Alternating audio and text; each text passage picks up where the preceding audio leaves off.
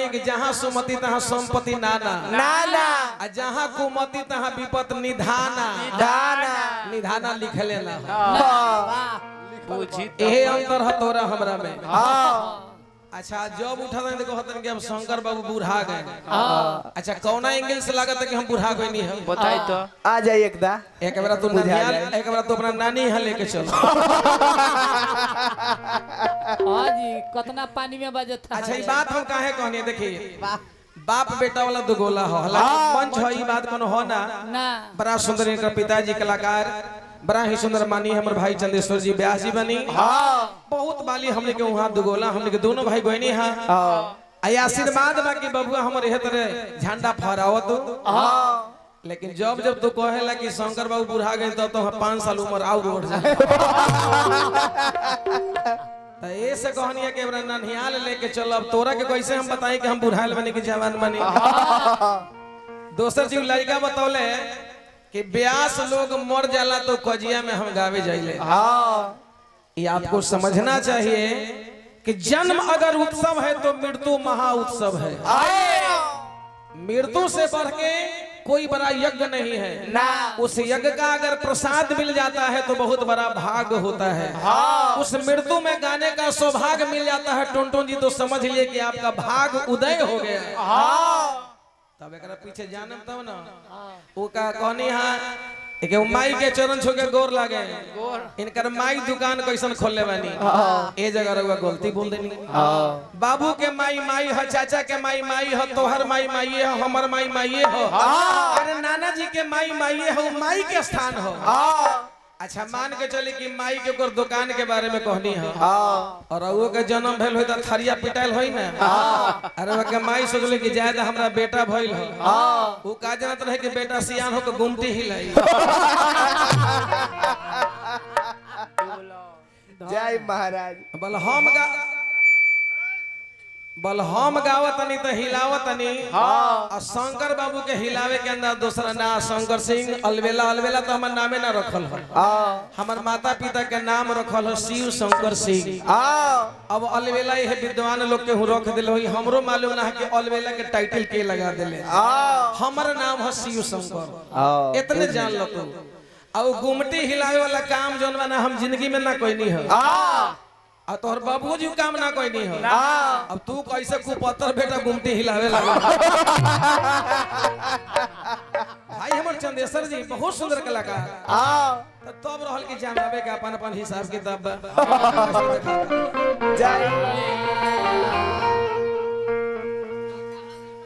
कि अब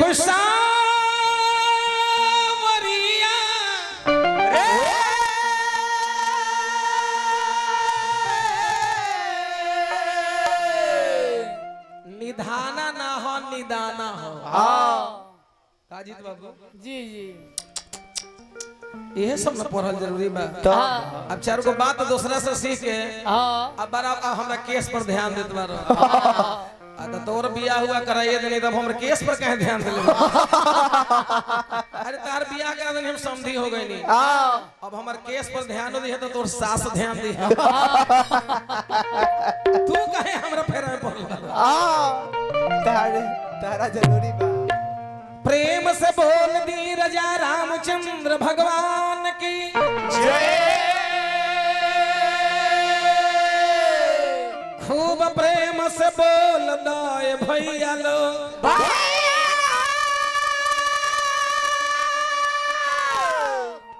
श्री हनुमान जी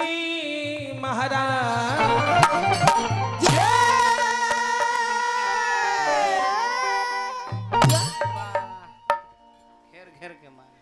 एक जगह लिखल बा का जिनको नहीं है ज्ञान तो गुरु ज्ञान क्या करे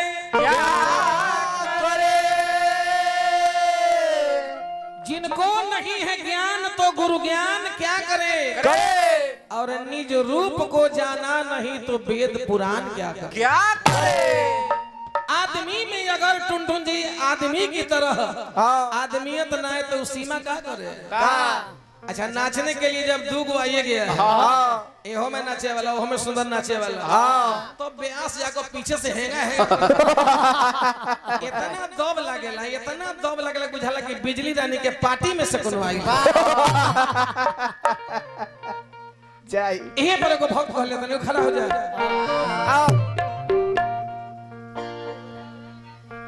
कि यार देखो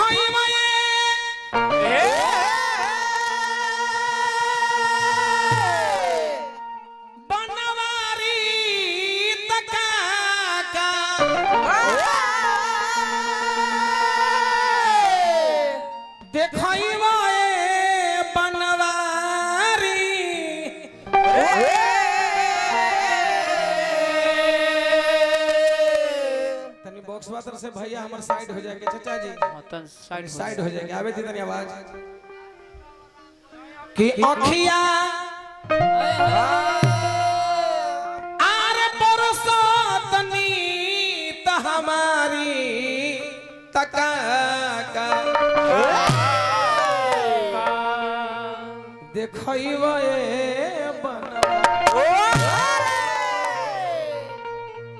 भक्त भगवान से कहले हैं टुनटुन बाबू हम तो बुढ़ाइए गए नहीं हम बुढ़ाई नहीं है ना एक दिन सब कोई के बुढ़ा जाए के बाद एक दिन सब कोई के चानी पर के केस जमा समाप्त हो जाए चानी पर के रुआ बार बोली है ई भाषा रुआ अरब बक्सर में बोले तो नीमन लगी अपन वैशाली में ये शब्द अगर बोले ना यहाँ के लोग बात ना समझता नहीं जहाँ के जो भाषा वो देश के लायक बात बोले के चाहिए अरब अक्सर छपरा ने बोले कि माथ के बार गिर गई तो वहाँ लोग समझ जाए आई शब्द के वैशाली में प्रयोग करे ना तो बहुत लोग दब लगी जरा ना बुझाई खराब हो जाए अपना देश के काम करी विदेश वाला व्यवस्था मत करी तब कहले हो कि देखाई हमारी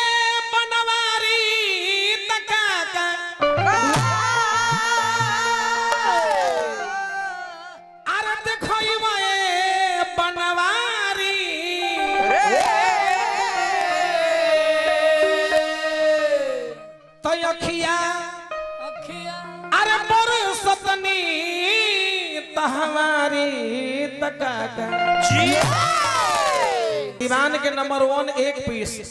रामा शंकर यादव आज तक ले चुनरी ना ओढ़ले काहे उनकर साटा ना होता नाचे वाला के गिनती नाचे वाला में होई ब्यास के मतलब है ब्यास के गरिमा ब्यास के गरिमा समझो बताओ तो लड़का के कहत नहीं कि तार माई के दुकान कैसन होई अरे उहे दुकान से हमनी के दादा बाबा पोता सब के हुआई बा आ उ दुकान ओकर माई के तो काहे पूछलो हो एहे जगह गड़बड़ा गइलो हो कि ब्राह्मण ब्रह्म के अरे भेद न जाने शूद्र लोग बनल पुजारी अरे पुजारी शूद्र लोग बनल बा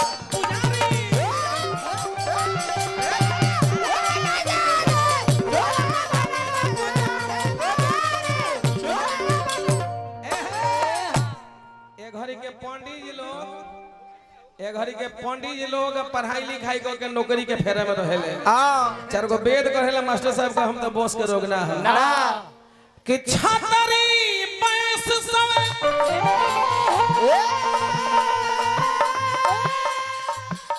आरे ऐसा हो करत बा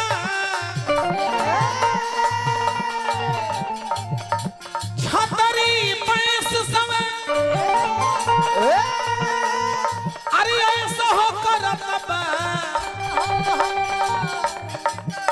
बीबी के रोज दारू तारी तयब बीबी के रोज दारू तारी तयब हे कन्हैया जी अब का देखइबो अब का देखइबो अब तो देख रहल बानी कि नचनियो नाचता ओकरा लगे ब्यासो नाचता अब एके चीज के भय बुझाता का कि काले से नचनिया लोग कहीं हाफ पैंट पहने के शुरू करी है तो ब्यासो लोग हाफ पैंट पहने तो अब का अरे अब का देखइबो ये बनवारी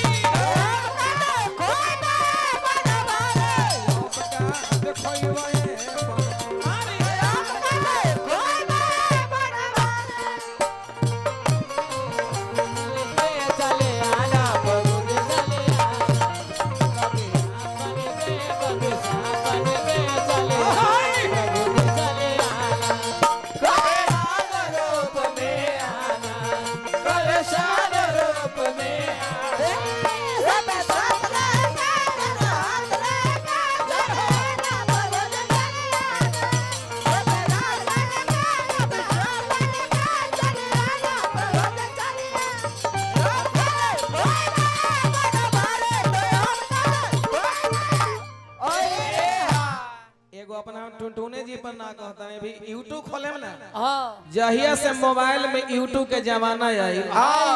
हेलो बुझ ली कि बढ़िया बढ़िया ब्यास लोग अब खोजे के जरूरी ना हो ना जहाँ धो के यूट्यूब पर खोजे लगे ना ये ठीक हो तब तक ले नीचे वाला जहाँ एगो ब्यास आई वो पूरा हिलावत निकल एहे ठीक हो आना तो पहले लोग बुलावे के चाहत रहे कि एक बार तनी शंकर जी के बुलाओ एक बार टुनटुन के बुलाओ ते देखे में कि कैसन लोग आवत अब तो जहाँ यूट्यूब पर रहुआ देखत नहीं तहाँ एगो के कहीं 17 को ब्यास के नजर आवता ऐसे कहे वाला कहले हो कि पूर्ण के अंत भइल अरे पाप हो महंत भइल पूर्ण के अंत भइल पाप महंत भइल भाई के तरफ से पुरस्कार बा अभिनंदन बंधन बा कहे वाला कहले हो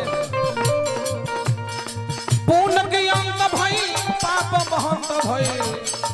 पूर्ण के अंत हो गया हो गई अब पाप जो ना महंत हो गई लोभ के लागल बाजारी बाजारी हो लोभ के लागल बाजारी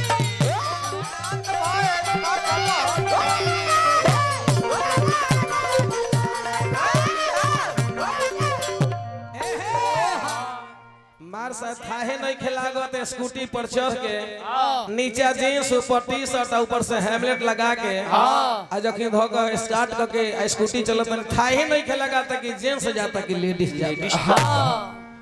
विवाह नारी आरे खोल के सारी सूट पहन के बनली कुमारी तैयब का सूट पहन के बनली कुमारी तैयब का सूट पहन के बनली कुमारी तैयब का अतने ना मार साहे कि हंस के मंतरी अरे होय कौआ बनल बा निमान का लोग घरी बाउर हो गइल बा आ बाउर का लोग के नाम मेन हेड लिस्ट में लिखा गइल हंस के मंत्री कौआ बनल बा कि हंस के मंत्री कौआ बनल बा बाघ बनल बा बिलारी बिलारी हो बाघ बनल बा बिलारी कौआ बनल बा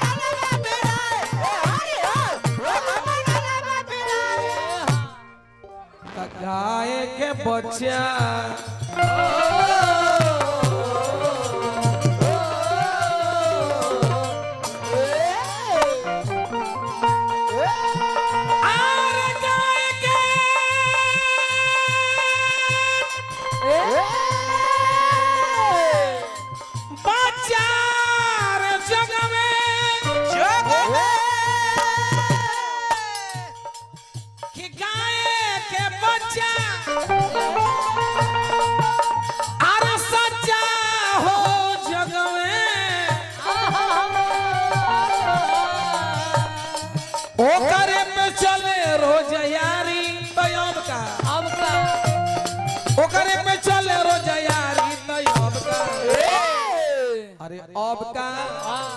अरे अब का अत देखो ये बन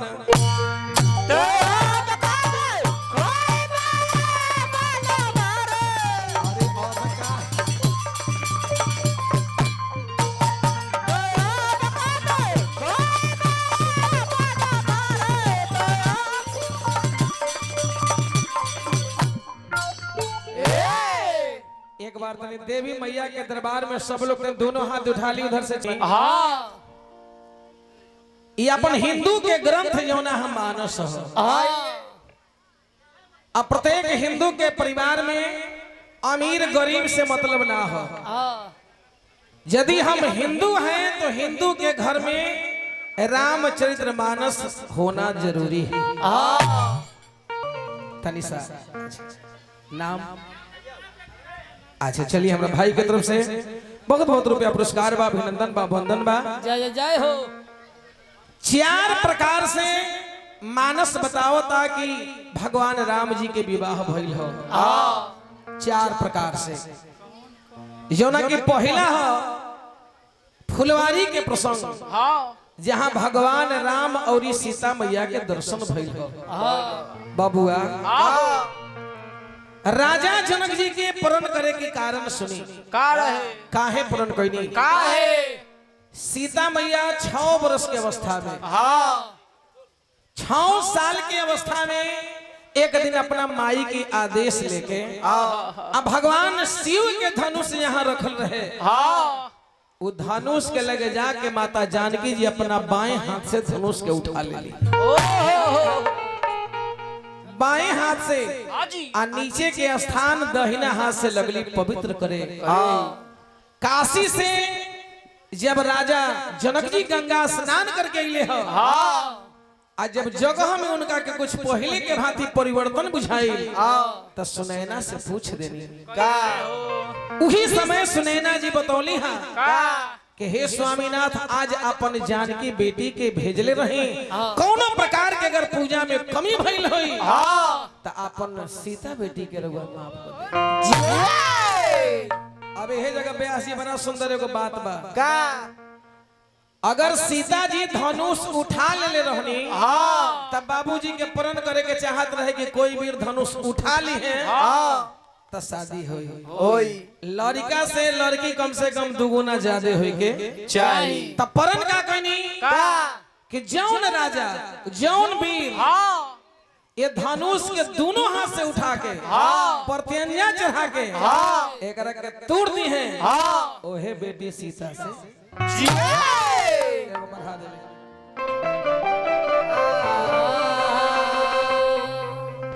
माई बहन लोग आवेली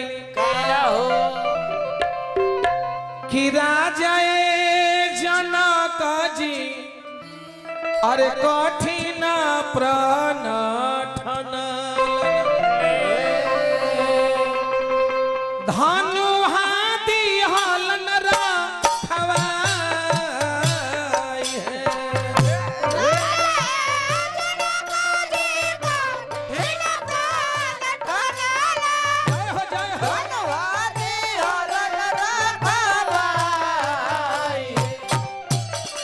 जवन वीरया जो तोरिहन शिव के धनुहिया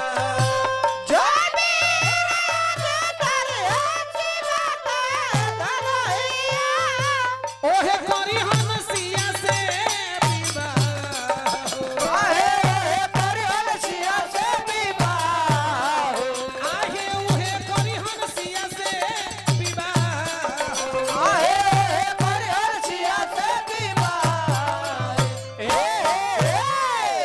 चाचा जी बड़ा सुंदर एगो बात बा खबर देश तो देश विदेश में भी खबर गई और रउआ के बिहार में बक्सर खबर आई बाबा विश्वामित्र जी के लगे बाकी अयोध्या में राजा दशरथ जी के लगे खबर ना गई मारसा इहे जानल जरूरी बा अयोध्या में राजा दशरथ जी के यहाँ खबर ना गई काहे ना गई रउआ के हम आगे बताए इहे जानल जरूरी बा। प्रथम विवाह जौना फुलवारी में बाबा विश्वामित्र जी राम लक्ष्मण के साथे पहुंचनी हो जनक जी महाराज जाके अगुवानी कोई आ कहने की आज हमार मिथिला धन धन हो गई रघुआ दोनों राजकुमार के लेके पहुंचनी तब पहला विवाह फुलवारी के प्रसंग हो जहाँ राम सीता जी के मधुर मिलन भइल समय के अभाव ऐसे हमने के धनुष जग से कथा रघुआ लोग सुनावत नहीं कि यार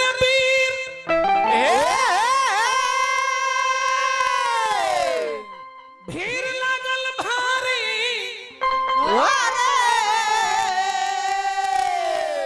आहो भीड़ लागल भारी हो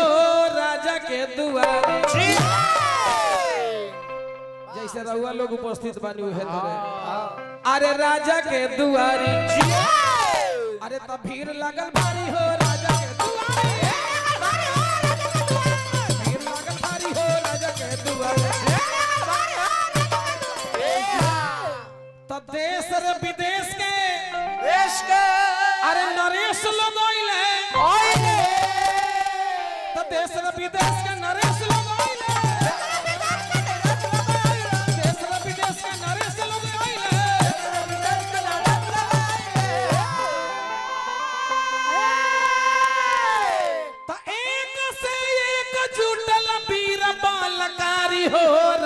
के दुआरी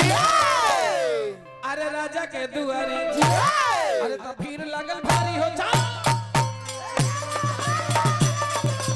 राजा के दुआरी हो राजा के दुआरी हो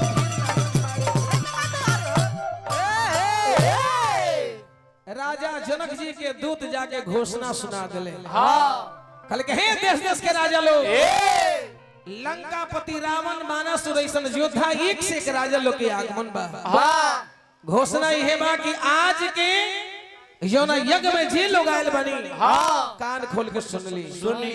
जनक जी के यहाँ आके आज जे भगवान शिव के धनुष को तोड़ दी है ओहे सीता से विवाह करी है एक से एक राजा लोग जाके जोर लगावत रहे लेकिन धनुष टस से मस नहीं खेल एगो बिरहिया लोग वाले है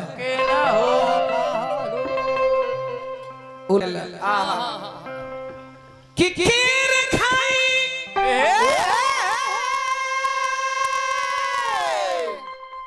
पाकल केला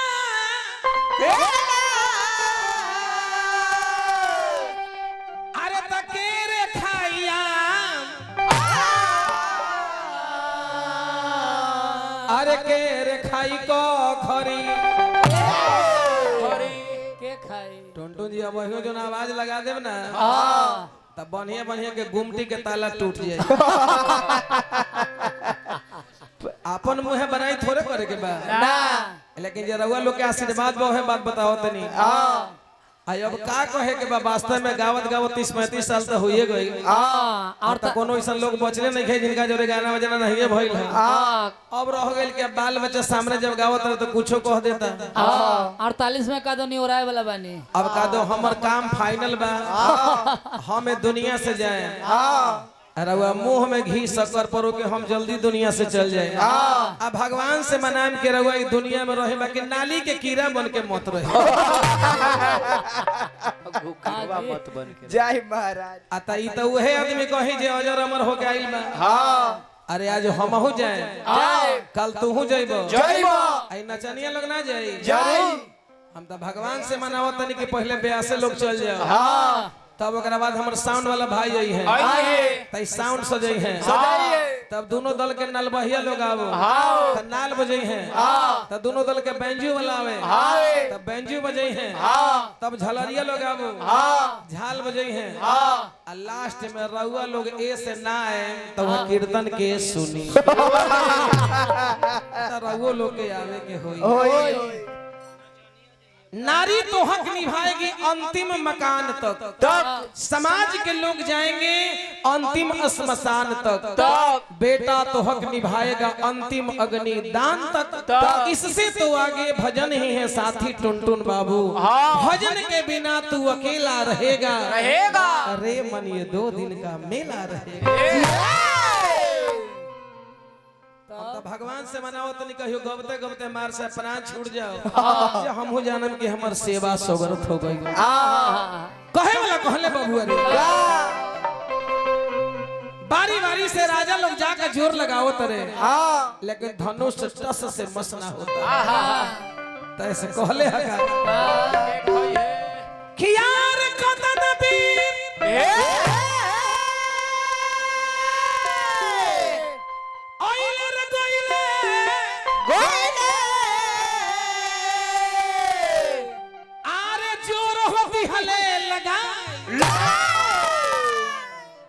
अरे केहू से नहीं लेला धनुहिया अत राजा गोइल लजाई केहू से नहीं लेला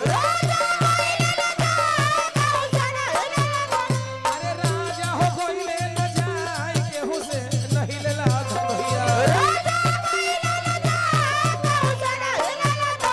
अरे राजा हो गोइल लजाई केहू से नहीं लेला धनुहिया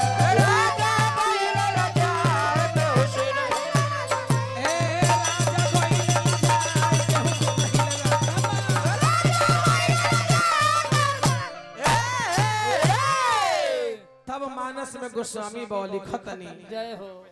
लक्ष्मी बारिश हो नाम बोल दे देखिए तो हमरा रामू यादव जी बड़ा श्रद्धा से ऐसा ही लक्ष्मी बरसो कि भूप सहस्र दस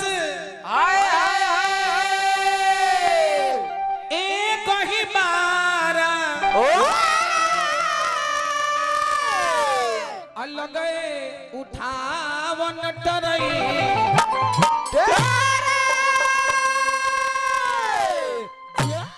10,000 राजा बारी बारी से जोर लगा के हार गईले। धनुष भैया हम टस मसना भइल ना डगैल शंभु श्रासन कैसे कैसे कामी बचन सती मनु जैसे जैसे तनी खारा हो जा बरखा हर ही हो जाओ।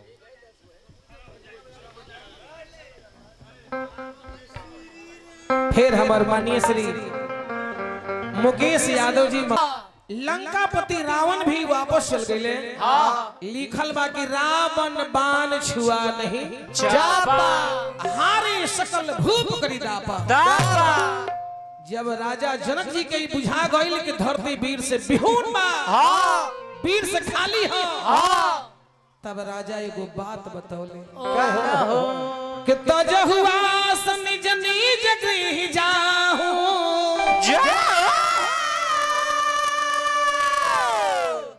लिखा हन विधि बैदेही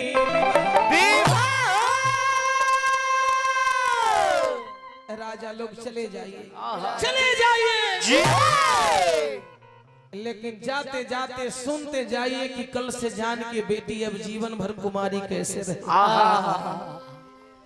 ये वचन लक्ष्मण जी के बर्दाश्त ना भइल। लक्ष्मण जी अपना भैया के बगल बैठ के आज जब वो खारा हो गए नहीं कहले के राजा हे भैया राम राजा जनक जी अनुचित वचन कह रहल बानी।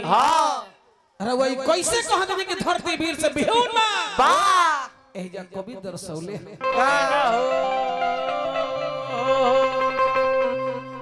सुन के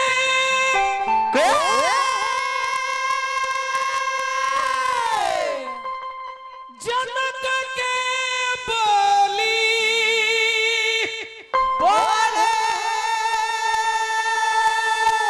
अरे लक्ष्मण के लागल हो गोली ना राजा ना अच्छा हम पूरा पासमान सबूरी सुमेरु वैसन पर्वत के कुम्हार के कच्चा घैला से फोड़ के दिखा दे पूरा ब्रह्मांड के वो गेंद ऐसन उछाल सकिले। मास्टर साहब जब नाल बजावत रहनी ना तो हमर हरेश भाई गो गीत मरा सुंदर गावत रहे कि राजा जनक जी के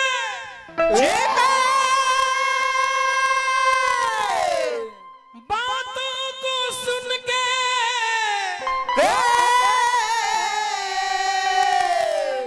बोले लक्ष्मण जी गुस्से में आके बोले लक्ष्मण जी गुस्से में आके इस पृथ्वी को गेंद बनाकर खेलने वाला लक्ष्मण यही है। ओहे भाव के तनी हम अपना भाव में ले ले बनी। राजा जनक जी के बचन लक्ष्मण के आछा नहीं खेला अरे लक्ष्मण के लागल हो गोली एही जे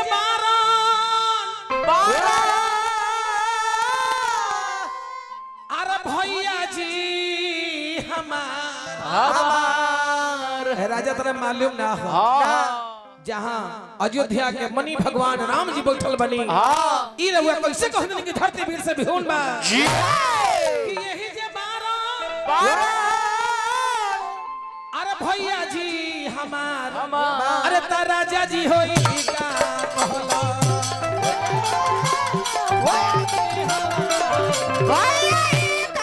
कहला यही जे भैया जी हमार राजा जी का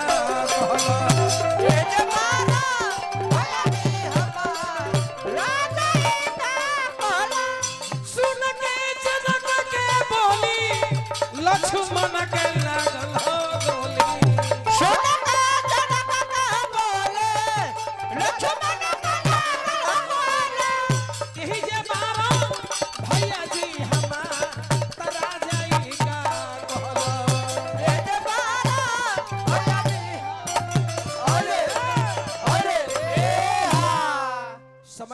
ज्यादा बा। भगवान राम इशारा करके लक्ष्मण के अपना बगल बुला ले बनी। समय से पहले भाग से ज्यादा केहू के कुछ मिलल है ना तनी माथा पर चुनरिया के रख लहो।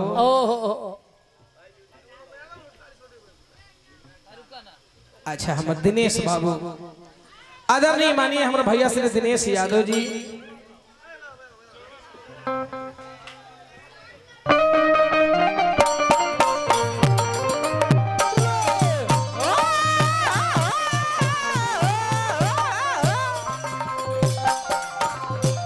अब रुक जाए। विश्वामित्र समय शुभ जानी बोले अति स्नेह मैं बानी उठहु राम भंजहु भव चापा मीतहु तात जनक परितापा। भगवान राम जी धनुष के लगे पहुंचनी है। धरती माता के प्रणाम करनी धनुष के प्रणाम करनी अयोध्या के धरती के प्रणाम करके मन ही मन अपना कुल गुरु वशिष्ठ के प्रणाम करके चाहतनी धनुष उठावे के ताले सीता मैया देख लेली। लेकिन अभी भी सुनैना रानी के भरोसा ना वो कहते कि हे स्वामी जी जाई जाके उनका के रोक दी। काहे कि जिनकर कोमल हाथ है कोमल शरीर है भला धनुष कैसे टूटी। तो ई कथा के हमें हे जगह रोक देतनी। चलते चलते एगो डफरा के भाव हो। काहे कि लड़का लोग के तनी मूड मिजाज मास्टर साहब दोसर ढंग के बा। एगो औरत अपना परदेसी के लगे फोन लगावत नी फोन लगा के राजा अरे शादी कर लेली ठीक हो। अरे समय समय से खेत में भी खाद खरीदी हल जाला समय से मार से नया गाड़ी किनी ओकरो मोबिल चेंज कइल जाला। समय से राजा फसल लगावो तनी तो फसल खेत से काटल जाला। ओहे तरह रउआ प्रदेश में बानी हम अपना देश में बानी रउए विचार करे कि सब के मरद चैत में अइले अब तो बैसाख आ गई। अब रउए विचार करिए इतना गर्मी पड़ता कूलर लगाओ तनी कूलर के हवा भी देह में गरम लगता। बिरह के आग ह जौन राजा धधमारो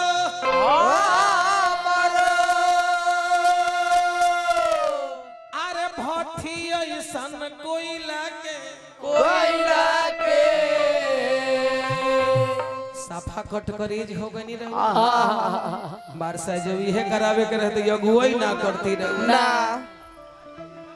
कि जोरता जवानी हमरो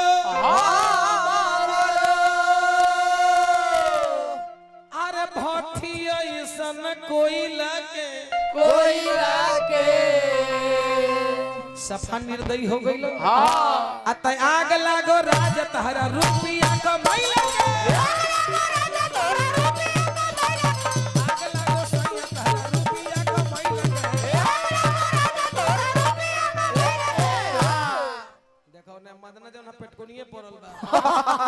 नींद परत नहीं खे।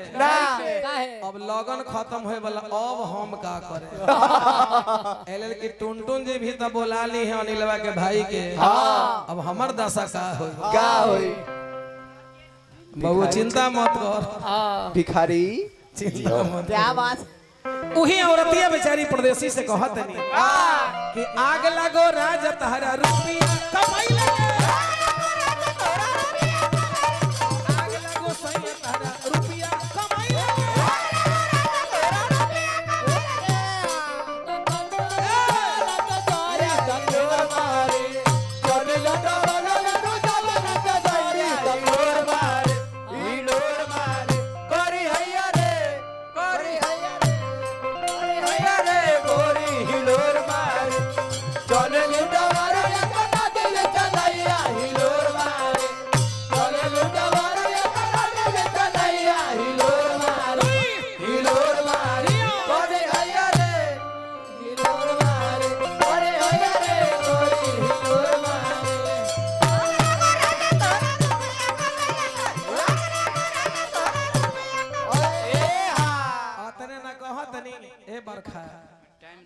एहे करे के रहे तो शादी ना करती।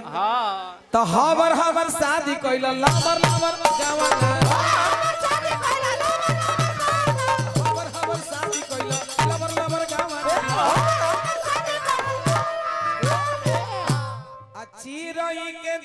जाता लइका के खिलावना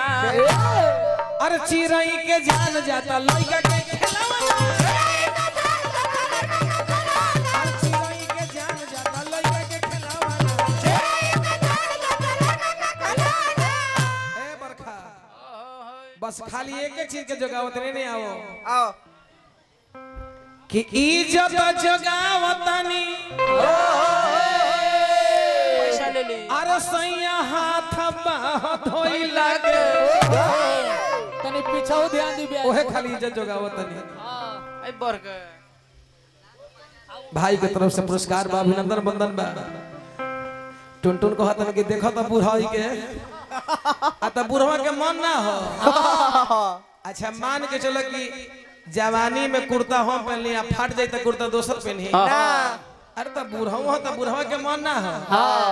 एक तरह से अभी हमारी बूढ़ी है ना हो कि डर लागे राज खाली अरे तहरा हाथ बाह धोई लागे अरे आग लागो राज तहरा रुपया कमाई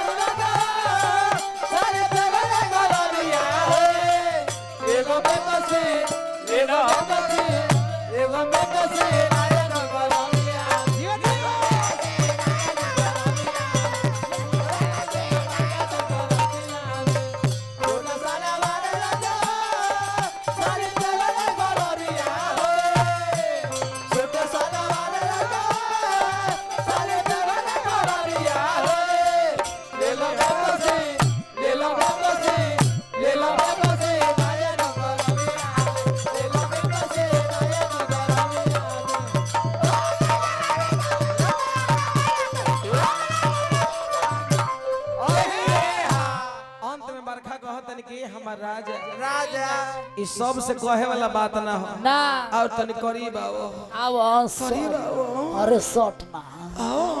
हाँ ओह चलिए हमरा छिल्टू भाई छिल्टू सिंह आय महदीपुर लेकिन हमरा छिल्टू भाई के छिल्टू नाम ना हो आई हमर छिल्टू भैया पुरस्कार देनी है लास्ट में कहत न के राजा ए राजा फोन लगा के जब देखो तनी बात करत तब बुझाता कि राजा रघु हमरा भीरे में ओहो कहत तनी का आहो अरे दिनवा तो कट जाता कटे नहीं रात हो एकरा से कही सैया दिनवा के बात हो इज्जत रखतानी सैया सैया अरे खाली से नूरा लगैला के ओहे खाली इज्जत बचौले बन कि इज्जत रखत बानी सैया सैया अरे से नूरा लगैला के के अरे तैयाग लगो राज तोहर रुपया